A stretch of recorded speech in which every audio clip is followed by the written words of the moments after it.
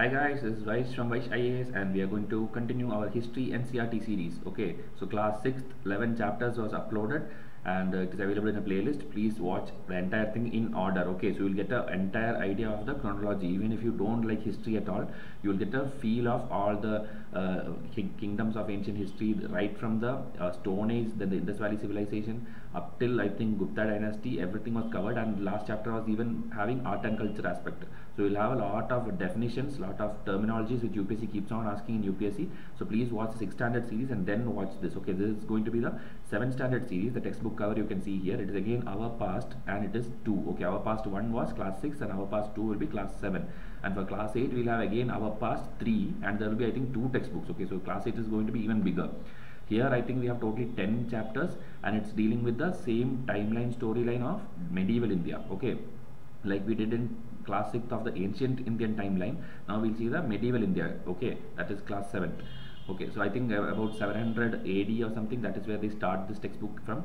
So this chapter we'll see the overall idea of what we are going to cover in the rest of the chapters. That is what is mentioned in this chapter. Okay, so without delaying much, let's begin. One more thing, this Facebook page link is given here. MCQs for ancient as well as medieval, over 300-400 questions we have. All are picked from NCERTs and standard books and popular YouTube videos. So that will be the best source for your revision. So try to buy that after watching all these series. Okay, it will be available. Just contact this Facebook page, you will get it. Okay, so let's begin the NCERT series. PDFs are available in NCERT website. Please download it. I'm opening the first chapter, which I told, which is the changing times. That is the name which I put in the slide, but the actual name of the chapter is tracing changes through 1,000 years. Okay. So you can see a painting here, a person making a scribe, or he's a scribe actually. That is a kayasthas, the term, if you remember. That is the term which we learned in the last class, which is mentioned for scribes in the ancient history. And the different maps they are showing, it's actually old map. This first map is not very, maybe you will not understand much. It's a world map actually they're trying to show. But if you see the second map, this is actually much more familiar for us, right? The Indian map.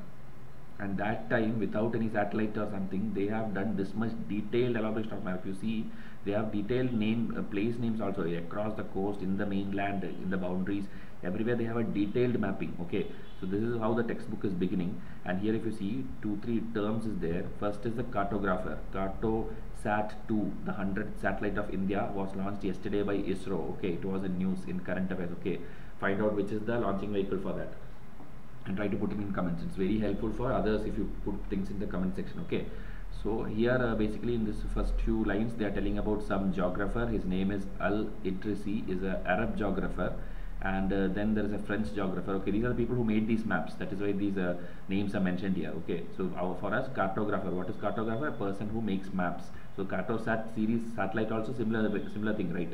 It is about, it's a Earth observing satellite. Okay, so that is about the cartograph in the Indian map, world map, and the geographers of that time. So again, if you see, Kanauj place and all was marked there, and in the map it was spelled as Q. Okay, Arabs mostly use this Q letter in most of their words. So Kanauj, that is how it was mentioned. Then European sailors, they used this. Okay, so later you know, in the medieval time, Vasco da Gama and all will reach India.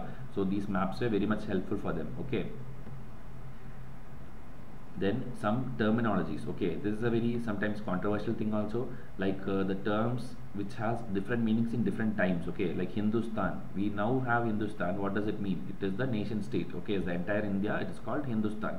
But earlier in the 13th century, when it was initially used by Minhaj-e-Siraj, he is the person who used it. Okay, a chronicler who wrote in Persian. Okay, a Persian chronicler, Minhaj-e-Siraj, he used this term Hindustan.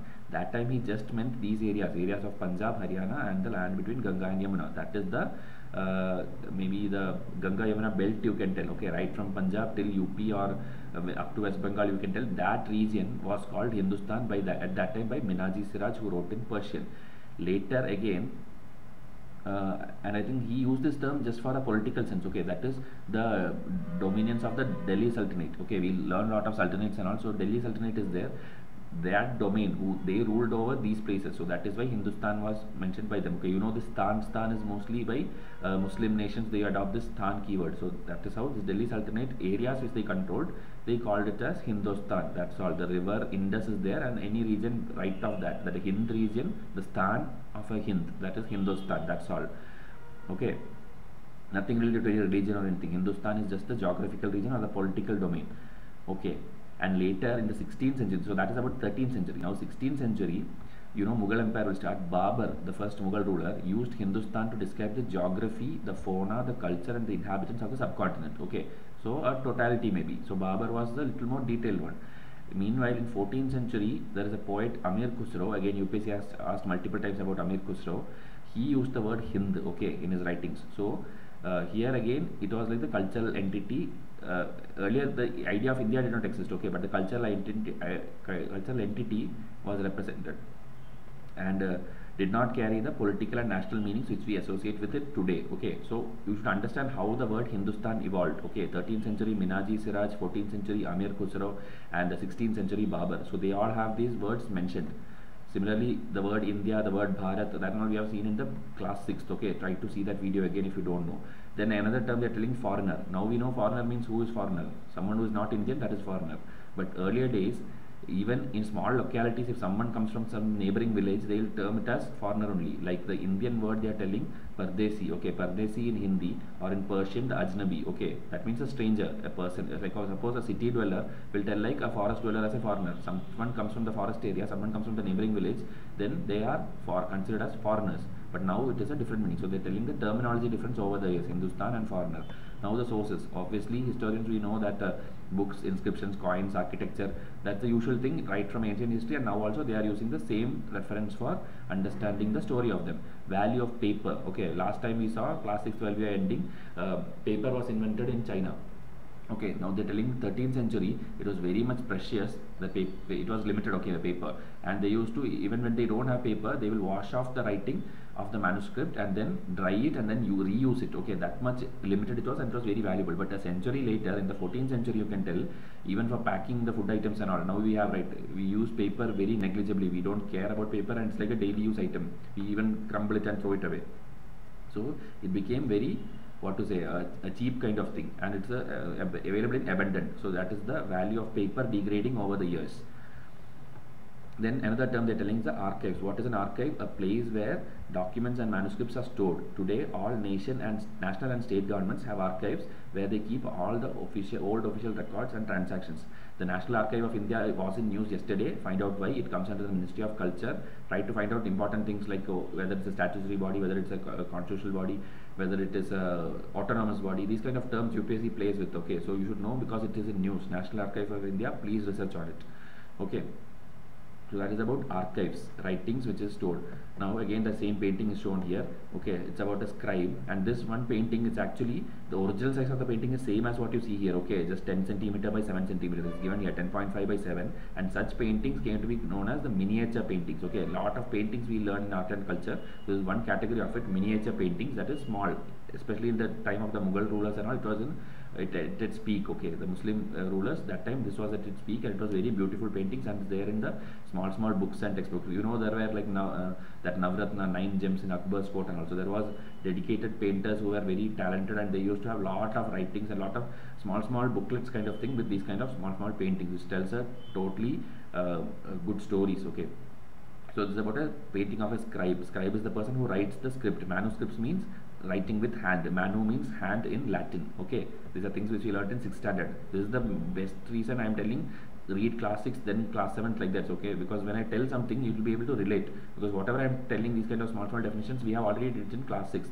Now this is a UPSC question. You will be thinking like, what am I showing? But this is actually handwriting styles, and UPSC have asked it. Okay, this particular two team, Nastaliq and Shikaste, in medieval history, what does it refer to? UPSC have asked it. So if you see this thing which is little more spatially located letters, and it is linear, and it is cursive, that is the word they used. Okay, cursive, that is the Nastaliq style, okay, Arabic style of writing. And here the right one a little more thicker, denser, and little bit closely spaced, right? So that one denser and more difficult to read is Shikaste. So Nastaliq and Shikaste are handwriting styles of the medieval India or the Arab world, okay, Persian Arabic. So you should know these two terms because they can give like options like Nastaliq and this thing, what is the Shikaste. They are, then they'll put like two schools of painting, they'll put like two schools of thoughts under Sufism, two handwriting styles, two something else. So like that they'll give. So you should immediately understand like Nastaliq and Shikaste are two types of handwriting styles. Okay. Then 14th century chronicler, one important name, Ziauddin Barani, wrote his chronicle first in 1356 and another version 2 years later. The two differs from each other, but historian did not know about the existence of the first version until 1960. Just telling about one name only, there is nothing much given about him, just a name of a 14th century chronicler. 14th century we had the Amir Khusro also, Amir Khusro, Ziauddin Barani.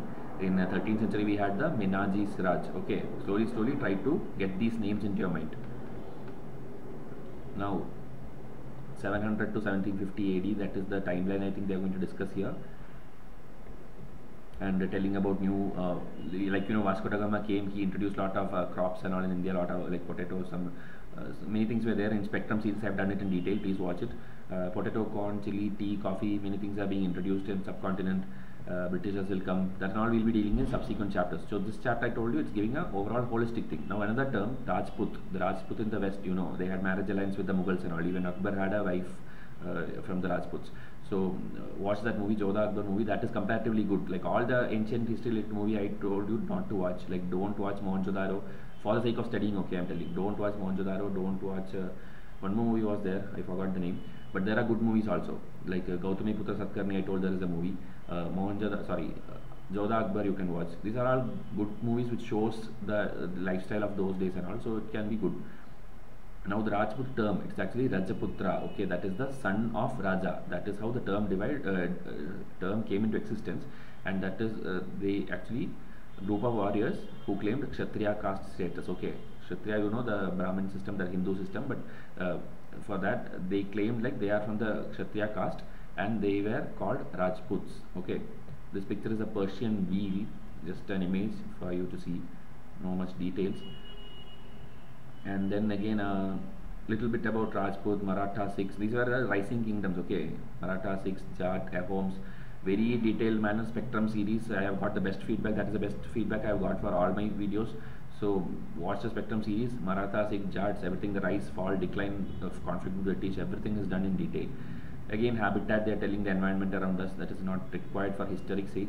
So it's all unwanted thing. Then jatis and subcaste began to come in society. Slowly the Brahmin imposed their supremacy. So such things. Resources were controlled by them. Then jati panchayat used to be there. That is the elders get together and assembly of elders for discussion sake.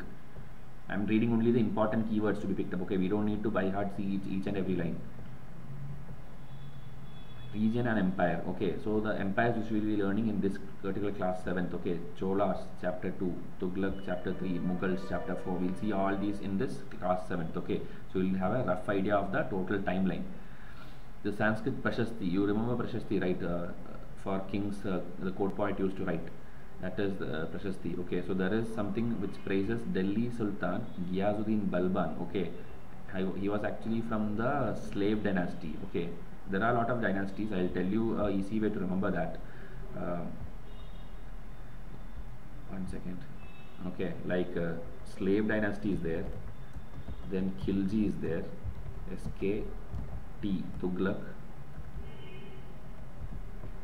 SKT, SL. So S is Sayyid and L is Lodi. SKT, SL. That is how I remember. Okay, SKT, SL, Sketsel, something like that. So this is the order in which the dynasties came. And after this Lodi, Ibrahim Lodi will be defeated by Babur, and then Mughal rule will come. Okay, so that is then in Mughal itself we have Babur, Humayun, Akbar, Shah Jahan, Jahangir, Aurangzeb. This order you should know. That is the timeline of the entire history we are going to learn in medieval India. Okay, parallel to that, contemporaries we'll see, like in Humayun's time, Sher Shah Suri will come and capture the Mughal empire and rule for just some 10-15 years, something like that. So that gap and all we will see. Then after Aurangzeb, the other Mughal rulers I have done in detail in the Spectrum series. There is a good table for all the rulers till Bahadur Shah Zafar, that is the last ruler who was killed by the Britishers. So that full story is there, but before that whatever is there is the medieval India. After that is, after Aurangzeb is the modern India. Okay, so medieval India will be covering in subsequent classes over here, okay, in ancient and medieval series. So hope you got that idea. Now let me continue here.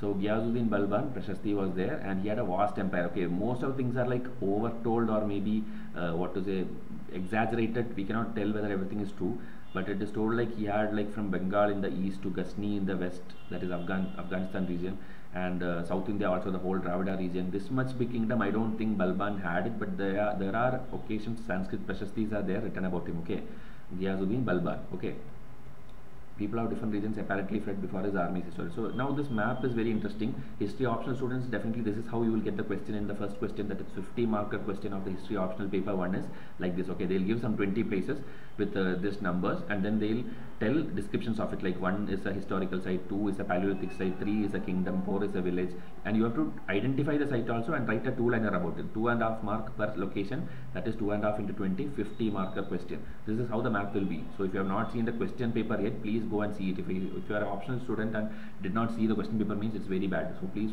see it. Also watch my history series, history playlist is their optional playlist. Go and watch there. I have walked you through the entire syllabus of it and previous question papers. Okay, so this is about that, and this is actually a lot of places. Here they have given the place names. No need to buy out all these things. History optional students, maybe they can have a closer look. Others may just go through it. Malwa is there, Malabar region is there, Delhi, Hansi, Saraswati, Lahore, many places are just marked just for our understanding, okay, during the medieval era. Then language and region. So Amir Khusro, like I told, the 14th century poet, he was actually during the time of Balban only, I think, Balban, towards the end of Balban's regime. So timeline we'll see later. So again, he's telling lot of languages are there in India, you know, even now it is there, and but one old language is Sanskrit, and unfortunately Sanskrit was known only to Brahmins. Okay, old language is Sanskrit, but common people do not know, only the Brahmins know. We have seen that in class 6, only Prakrit was followed by the common people and their regional languages. Then geographical dimensions, again telling that list of dynasties. We'll see all of these later. Anyway, the order of dynasties I have told you. Try to remember that, recall it every now and then, so that it will be registered in your mind. And here and all, there's no much important things. Okay, that's why I'm just calling down. Old and new religions. Again, you know, religion is a very funny thing in India. You know, like ancient history when we are studying, it was like fully Hinduism. Medieval India, when you learn, it will be fully Islam. And in modern India, when you learn, it will be like a fight between Hindus and Muslims. Okay, that is what is happening even today. So that is how India, the religion treats India, India treats religion, whatever way you can call it. So it has been changing over time, like who is more, what to say, popular. But we know India is a secular country. It is added in our constitution also. In the preamble it is there. 42nd Amendment 1976. So you should know, like, religion is just something personal, but in India the problem is it is made public. That is why all the issues. Okay, other countries and all, there is no issues for religion. Like there are countries with like Muslim countries are there fighting within one religion itself, but other developed countries, they don't have problem because it is a private affair and government won't interfere in it. And also there are strict rules, like you should not display the secular symbols or the prayers in the public. Okay, if you want to pray, go pray to the church or whatever, and then do that and leave it. Do not like you have to walk on the streets with this saffron color or green color and hold marches, tell public speeches, then like Zakir Naik is doing, like, or the Aditya Nath is doing. It's not like publicize your thing. Okay, our constitution does not allow it to degrade any other religion. Okay, there is, I think, profess, practice and preach. That is the 3 words mentioned in the article 24 or 25 where it is told about the religion. Okay, you can profess, practice and preach, but there is no word like promote. There is nothing like promote your religion over another. Okay, you cannot tell other religion is bad. But Zakir Naik video and all, if you see, he is making fun of Ganapati god, he is making fun of some other god names and all, and also Aditya Nath will be keeping on telling bad things about Muslims.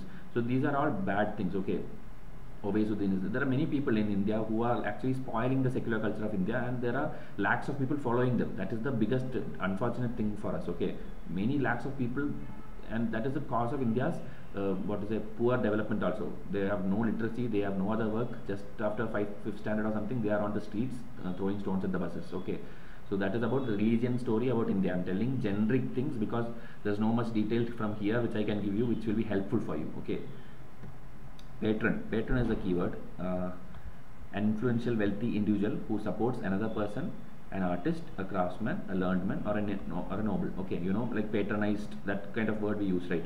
So kings and all used to do, like Birbal and all. That is how he entered into Akbar's court. In Jodha Akbar movie, it is there. I think they have deleted that scenes in YouTube. There are scenes like deleted scenes of this thing, Jodha Akbar. Okay, Jodha Akbar movie deleted scenes. Birbal scenes are very interesting. That wittiness of his mind, the cleverness, and he coming into court, he answering different funny questions, very clever questions. It's very good. Okay, watch the videos if you have not watched. Okay, the deleted scenes of Birbal from this thing, Jodha Akbar movie. It's there in YouTube. Idea of Bhakti, they are telling Bhakti Sufi movement also we learned. So I told you, we are just covering the things we are going to. This is just introduction part. Okay, Holy Quran is there, God, Allah, different religions they are mentioning. Learned theologians and jurists. Okay, ulama is a term for that. Some textbook it will be like ULEMA, ulama. Shia Muslims, Shia Sunni conflict and all that, and all we'll do in a separate video if needed, but not important for UPSC. UPSC don't ask religious issues. Even for your interview which is going to come, don't worry, whoever has cleared means they are not going to ask any religious or controversial things. Okay, maybe they'll ask some court verdicts like Ayodhya verdict and all they can ask, but other than that they won't ask any inter-religion problem or your thoughts about religion they won't ask. Okay, so medieval is the thing which we are going to study in this textbook, and I think it's pretty much that textbook. So we have seen a timeline, a story. We'll see in detail, zoom into each of these chapters. Okay, so these true or false, try to answer. We do not find inscriptions for the period after 700. That is false. We have a lot of inscriptions actually. Marathas asserted their political importance. That is true. Forest dwellers were sometimes pushed out of their lands with the spread of agricultural settlements. That is also true even today. Forest Right Act and all is there. Campa Act is there. Try to find out that thing. Then Sultan Ghiyazuddin Balban controlled Assam, Manipur and Kashmir. Actually these place names are not mentioned in the textbook. They are telling like something from Bengal to Afghanistan, but North Kashmir I am not sure, Assam I am not sure, Manipur I am not sure. So maybe Bengal included that time, including Assam and Manipur, so maybe it's true. So depending on how they wanted to phrase this question. Okay, so this is pretty much about this. We'll come up with the next video soon. So give your feedback so that we can proceed and just finish off these NCERTs quickly. So till then, thank you and have a nice day.